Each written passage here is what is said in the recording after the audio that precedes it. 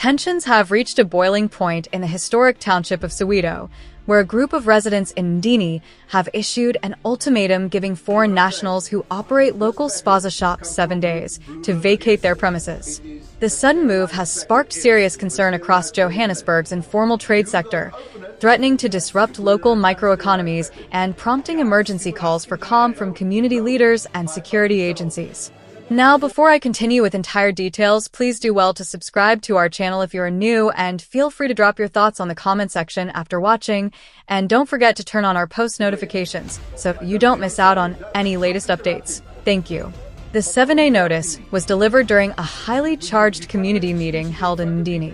Frustrated residents gathered to voice long-standing grievances regarding the regulation of neighborhood tuck shops, which serve as primary hubs for daily essentials like bread, milk, and household goods.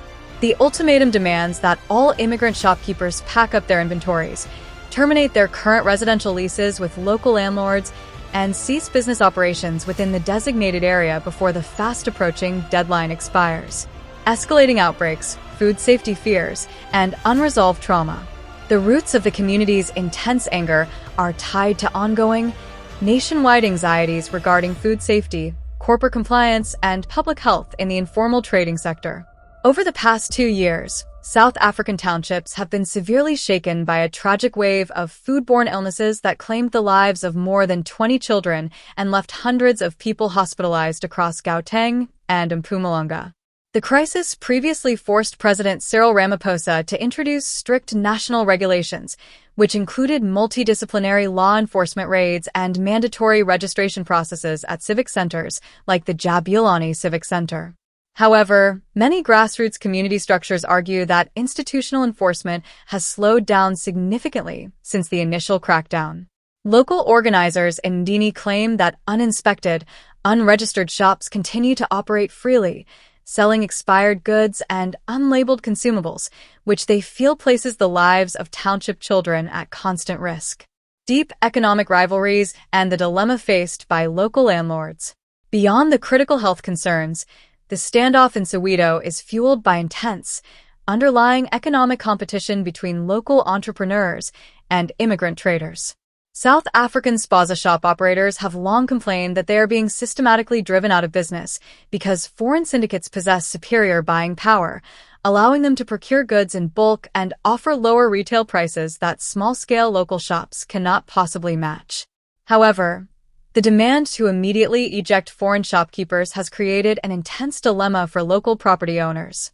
Many elderly residents and struggling families in Soweto rely entirely on the monthly rental income paid by immigrant tenants who lease space on their properties to run their shops.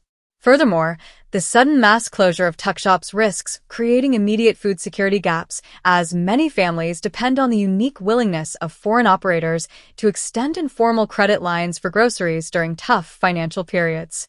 Calls for government intervention and strict legal compliance. As law enforcement agencies monitor Ndini and surrounding areas to prevent any outbreaks of violence or looting, civil society organizations are urging residents to avoid taking the law into their own hands. Informal trade representatives emphasize that while community safety must be prioritized, any form of forced displacement or intimidation bypasses the rule of law and risks turning into broader xenophobic instability.